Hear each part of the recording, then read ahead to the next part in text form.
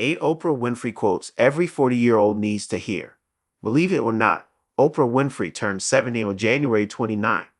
A bout of stomach flu knocked her out of an appearance on CBS Mornings earlier this summer, with best friend Gayle King filling in for her. All of which should remind us not to take Oprah for granted, although she seems like a superwoman. From humble beginnings, she rose through the broadcasting industry to breakthrough fame as the host of the Oprah Winfrey Show, which ran from 1986 to 2011. She parlayed her fame into acting and producing, starting Harpo Productions, the Odeon Network, and the Oprah Magazine, and has written 10 best-selling books. Today, she is the only female African-American billionaire with a net worth of $3 billion.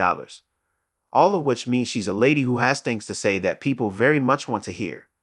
Of all her quote-worthy quotes, we scoured the internet at sources like Brady Quote to assemble 10 that seem particularly apropos to people entering middle age. If you're grappling with what it means to be a 40-something, let Oprah give you some reassurance and helpful challenge. As we reach our 40s, the reality of aging starts to set in.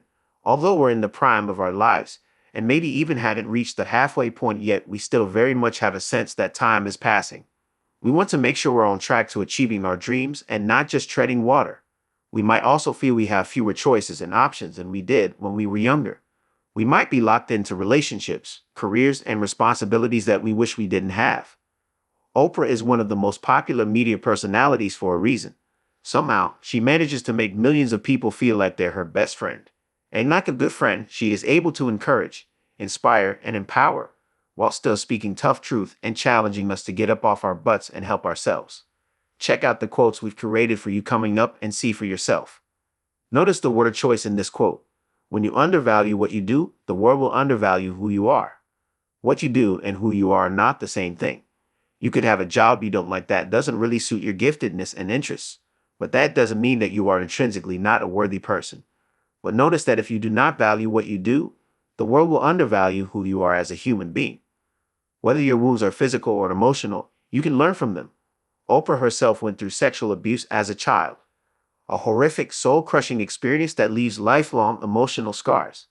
But Oprah grew and recovered and used her experience to turn herself into the empathetic person she is for people with all sorts of problems and trauma. Some traumas are truly devastating. Perhaps with time, you can develop a perspective that says, that was the most horrible thing that ever happened to me and I did not deserve that. But I survived it, and now I will make it serve my purposes, including sexual abuse. Whether in your career, relationships, or general thought processes about your life, not every bridge is one you should cross. An example is Oprah's 35-year romantic interest in Stedman Graham. While many people think they should have married long ago, they made the choice not to cross that bridge. These decisions are highly personal. No matter how confusing it might be to those on the outside, Oprah and Stedman are confident enough in themselves to do what they choose without bowing to social pressure.